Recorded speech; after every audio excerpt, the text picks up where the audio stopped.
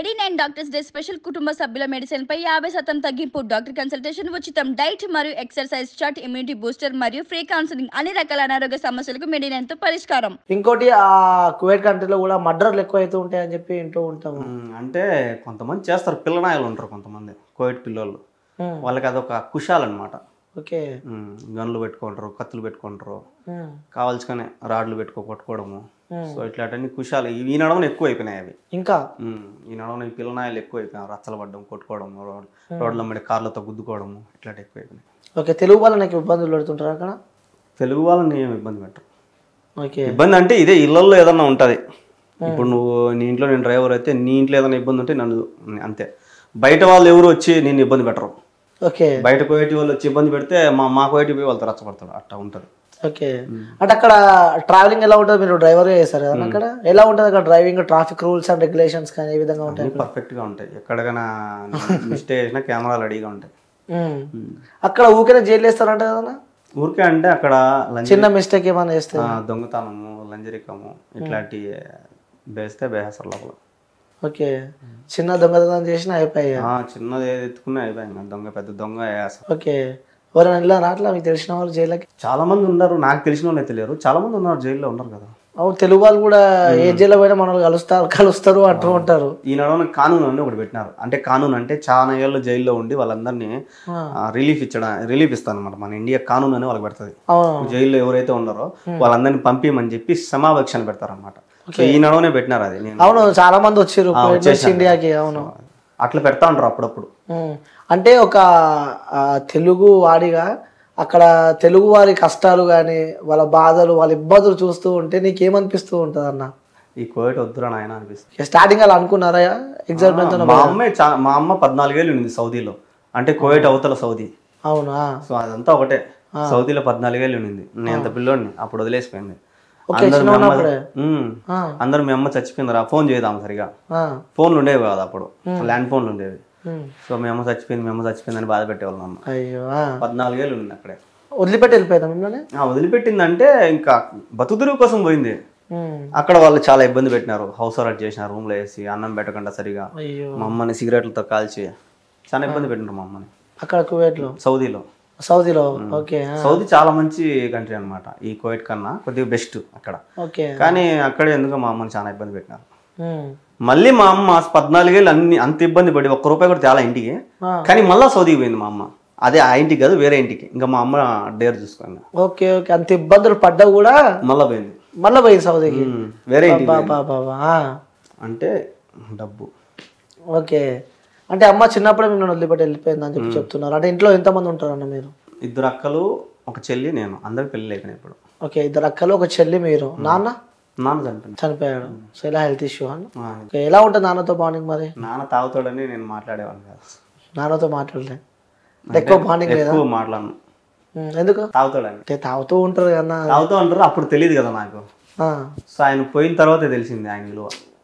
అంటారుగా, ఉన్నప్పుడు వాల్యూ తెలియదు, ఒక మనిషి మన చేజారిపోయినాక ఆ మనిషి వాల్యూ ఏదో తెలుస్తుంది అని చెప్పి. అందుకే నేను మా అమ్మని కాపాడుకోవాలి. ఏమంటుండేవారు నాన్న ఇప్పుడు మరి మీతో? సో నాన్న కూడా అటు వెళ్ళిండా?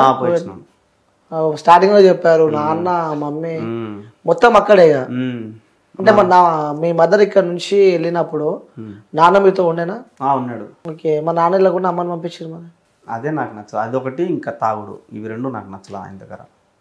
నేను ఫస్ట్ ఏం చెప్తానంటే ఆడవాళ్ళు కువైట్కి పోకూడదు, గల్ఫ్ కంట్రీకి పోకూడదు. ఇప్పుడు కువైట్లో ఉండే వాళ్ళంతా ఎట్లా అంటే ఆడవాళ్ళు మొగుడు చేతకానవాడు, లేదా మొగుడు ఇంకొకటి ఎత్తుకొని వాళ్ళు, లేదా మొగుడు చచ్చిపోయిన వాళ్ళు, మొగుడు చేతకానవాడు, ఈ తాగుబోతోళ్ళు వీళ్ళు ఉంటారు కదా, వాళ్ళంతా అక్కడికి వెళ్ళి ఉన్నారు కువైట్కి. సో మొగుడు సక్రంగా ఉంటే కువైట్కి పోరు ఎవరు. ఓకే. ఓకే. సో మా నాయన కూడా సేమ్ ఆ ప్రాసెస్. ఆయన తాగుబోతాడు కాబట్టి మా అమ్మ పోయింది. బాధ అనిపిస్తూ ఉంటుంది అన్న? బాధ అంటే ఆయన పోయినాక బాధ అనిపిస్తుంది. ఆయన ఉన్నప్పుడు మాత్రం నువ్వు మా అమ్మని అంత ఇబ్బంది పెట్టినావు అని కోపం వచ్చింది. ఎంతైనా కన్నతల్లి కాబట్టి ఆ ప్రేమ ఉంటుంది. అంటే నాన్నపై కూడా ప్రేమ ఉంటుంది. అంటే ఎప్పుడు నాన్నతో ఎప్పుడు గొడవ అవుతుండేదా మీకు? గొడవ నేను మాట్లాడను అసలు మాట్లాడను నాన్నతో. అంటే తెలుగు వచ్చినప్పటి నుంచి మాటలు బంద్ చేసినాం అనమాట. అంటే ఆయన ఆమెను పెట్టిన ఇబ్బందులు అట్ట చూసినాను అనమాట నా కల్లారా. మా అమ్మని ఇబ్బందులు పెడతా ఉంటా. సో అందుకు నేను అంతగా మాట్లాడాను కాదు. ఏమంటే ఏమి, ఏమైనా తిన్నామంటే అది తిన్నా అంతే. అంటే ఏమనిపిస్తూ ఉంటుంది అని అంటే మనం చిన్నప్పుడు అంటే ప్రతి ఇంట్లో అంటే మన ఇంట్లో ఎవరింట్లో అయినా ప్రతి ఇంట్లో చిన్న ఉన్నప్పుడు ఆ కష్టాలు చూస్తూ ఉంటే సో పెద్ద అయినా మనకు అనిపిస్తుంది కదా ఎప్పుడెప్పుడు పెద్ద అవుతామా, ఎప్పుడెప్పుడు డ్యూటీలు చేస్తామా, ఎప్పుడెప్పుడు జాబులు చేసి మన అమ్మని మంచి చూసుకుంటామా అని అంటే ఆ సందర్భాలు అనిపించిందా మీకు? నేను చిన్నప్పటి నుంచి కష్టపడతానే ఉన్నా. చిన్న ఉన్నప్పటి నుంచి నేను 6th క్లాస్ మా అమ్మ పోయింది, నేను 5th క్లాస్లో ఉన్నప్పుడు మా అమ్మ పోయింది. ఇంకా 6th 7th నుంచి నేను చేయని వ్యాపారం లేదు, చేయని పని లేదు, అన్ని పనులు చేసిన.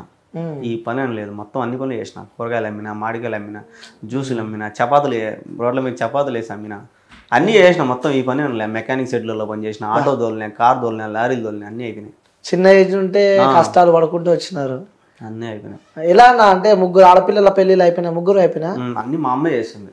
బాబా సూపర్ అన్న తల్లి. ముగ్గురు పెళ్ళిళ్ళు కంప్లీట్ అయిపోయినాయి. ఇప్పుడు అమ్మ ఇక్కడ ఉంది మరి? అమ్మ నా దగ్గరే. ఎలా చూసుకుంటున్నావు మరి అమ్మని? ఇప్పుడైతే బంగారంగా చూసుకుంటున్నా. అంటే ఒకప్పుడు నా దగ్గర ఏం లేదు కదా, సో ఆమె కూడా నాకు హెల్ప్ చేస్తా ఉంది అనమాట. ఇప్పుడు నా దగ్గర ఉంది, సో ఇప్పుడు నేను బంగారంగా చూసుకుంటాను. ఓకే, ఉన్న దాంట్లో ఎంతైనా అన్న అంటే వాస్తవంగా ఒక ఆడపిల్ల పెళ్లి చేయాలంటే అంత ఈజీ కాదు. మొగోడు చేతులు ఎత్తేస్తే ఆడది పెళ్లి చేయాలంటే చాలా కష్టం. అవును. అట్లాంటిది ముగ్గురికి పెళ్లి చేసింది. తెలుగు చేసిందా?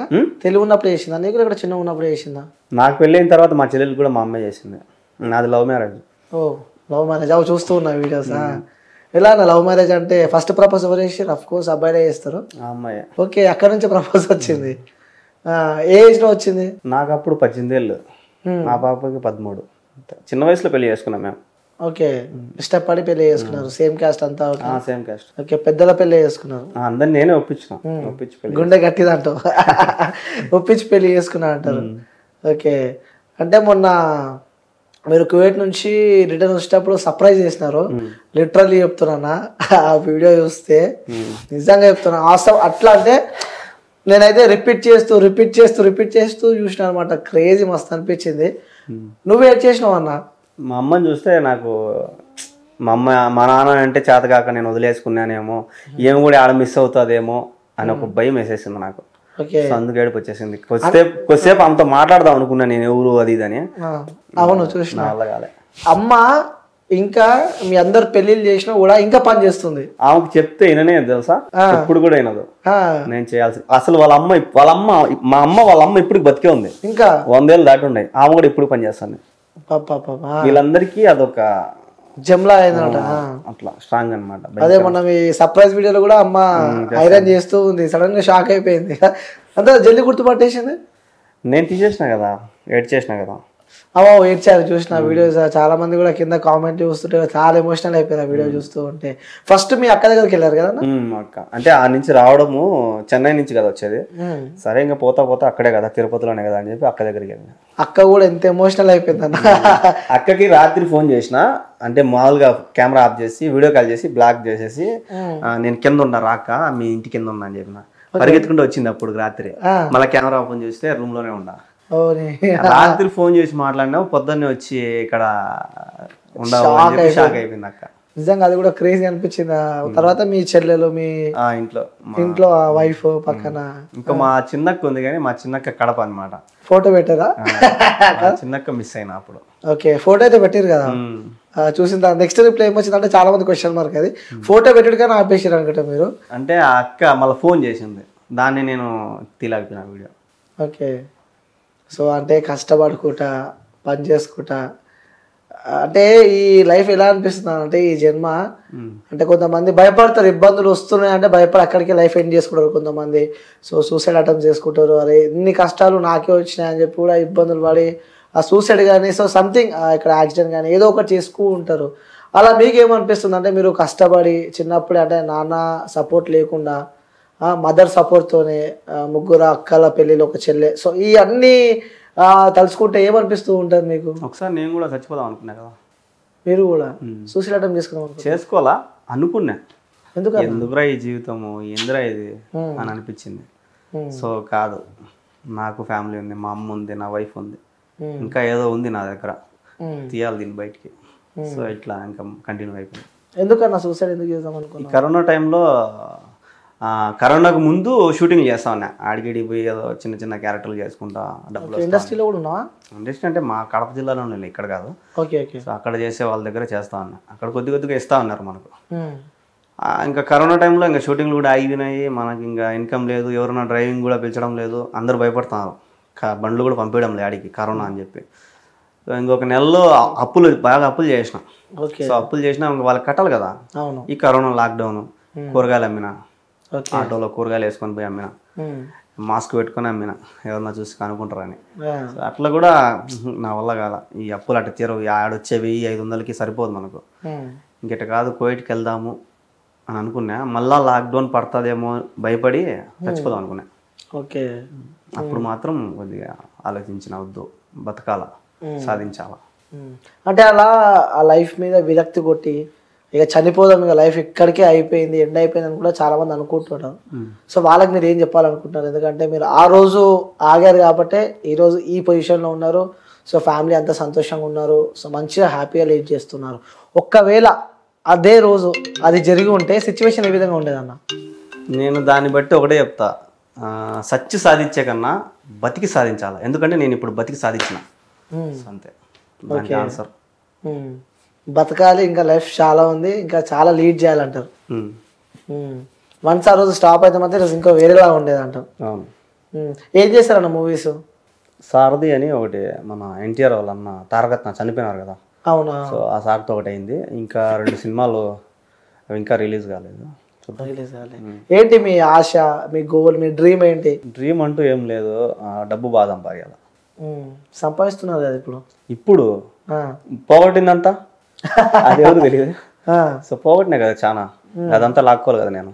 అవును. సో అదంతా లాక్కొని కూడా ఇంకా సంపాదించాలి. అంటే మా ఇంట్లో వాళ్ళు నాయన తేపోనైనా అంటే నా దగ్గర లెక్క లేదు అనే పొజిషన్కి వస్తే చాలు నేను. సూపర్.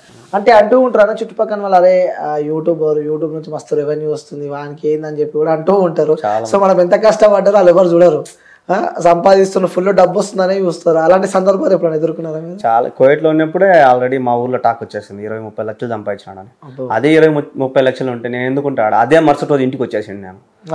చాలా మంది కూడా అన్నారు, ఆ టాక్ వచ్చింది. ఈనాడు కూడా ఒక వీడియో వచ్చింది, వాయిస్ ఓవర్ చెప్పి ఒక వీడియో వదిలింది, ఎవరు ఆమె తెలీదు.